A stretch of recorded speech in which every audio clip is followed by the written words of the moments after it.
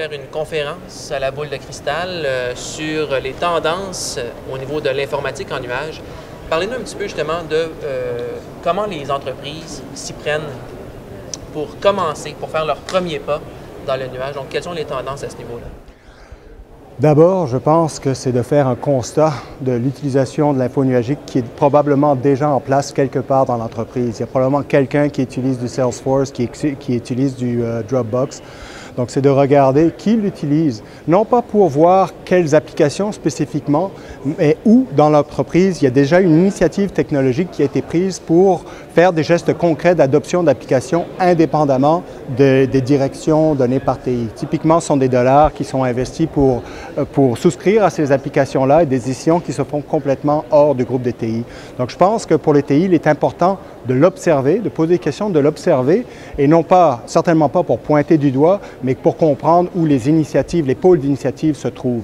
À partir de ce moment-là, il y a une réflexion plus en profondeur qui doit être faite, une réflexion qui doit s'ancrer sur les priorités de l'entreprise. Donc, au lieu de chercher, de courir avec sa carte de l'info nuagique et essayer de la placer un peu n'importe où, prenons du recul, discutons, pas juste dans les TI, mais avec les groupes de marketing, de vente, les groupes des ressources humaines principalement, souvent des opérations, si on est dans un complexe manufacturier, de reculer et de voir quels sont les impératifs. Est-ce qu'on poursuit des objectifs d'efficience de système ou est-ce qu'on veut permettre de nouvelles utilisations, de nouvelles opportunités d'affaires par des services en info nuagique. Je ne sais pas si l'application que je lance en nuage, donc prenons l'idée d'un jeu par exemple qui serait utilisé en médias sociaux, je ne sais pas si elle va être très populaire ou pas. Et je ne sais pas si l'exécution qui est faite dans un marché montréalais va être différente de l'utilisation qui va être faite dans un autre marché, qui peut être à Québec ou pensons à l'ouest du Canada non plus.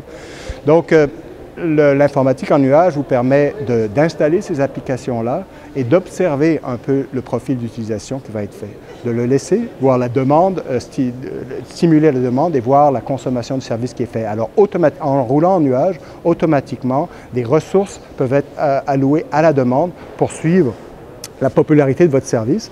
Et lorsque cette popularité se stabilise ou que la charge commence à diminuer, automatiquement à nouveau, relâchez les ressources dont vous n'avez pas besoin. Et l'élément de différenciateur ici, c'est que vous avez l'agilité en ne payant que pour ce que vous avez consommé.